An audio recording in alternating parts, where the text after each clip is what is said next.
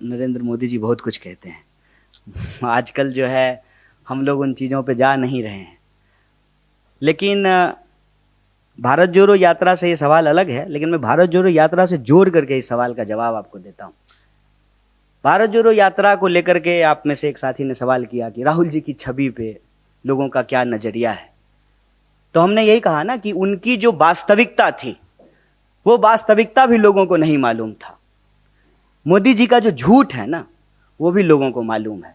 मसलन बीजेपी के प्रेसिडेंट ने कहा हिमाचल चुनाव के दौरान कि प्रधानमंत्री जी फोन करके यूक्रेन युद्ध रुकवा दिए।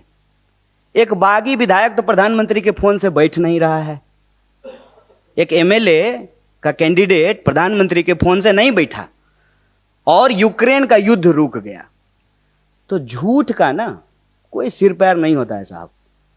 प्रधानमंत्री जी हमेशा झूठ का इस्तेमाल करते हैं देश के बेसिक इश्यूज को डाइवर्ट करने के लिए। विपक्षी उनको गाली दे रहा है, क्या फर्क पड़ता है? देश की जनता उनको वोट दे रही है ना, एक बार नहीं 2 बार वोट दी है ना। तो देश की जनता से जो उन्होंने वादा किया था उस वादे का क्या हुआ, यह जवाब उनको देना चाहिए। 2 किलो गाली मिल रहा है कि 50 किलो गाली मिल रहा है, यह इंपॉर्टेंट नहीं है।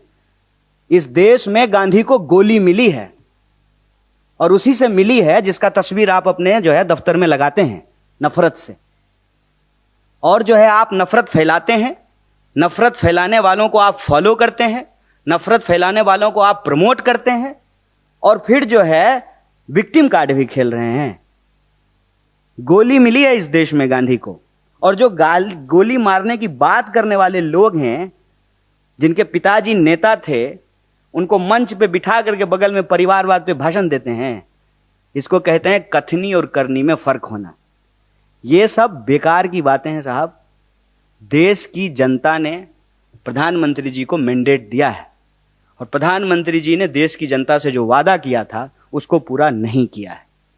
ये देश का सवाल है और हम जब देश घूम रहे हैं तो यही सवाल हमारे सामने आ रहा है कि देश महंगाई से परेशान है, देश बेरोजगारी से परेशान है, किसानों को उनके फसल का दाम नहीं मिल रहा है, महिलाएं असुरक्षित महसूस कर रही हैं, पहचान के आधार पर इंसान को लड़ाया जा रहा है, नफरत फैलाया जा रहा है।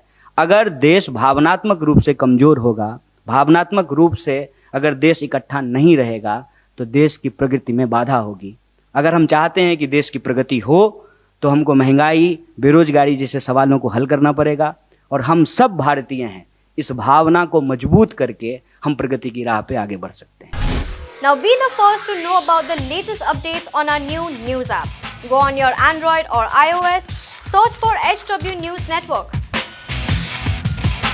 Download our app, choose the language you prefer to get updates in, and be up to date with the latest news.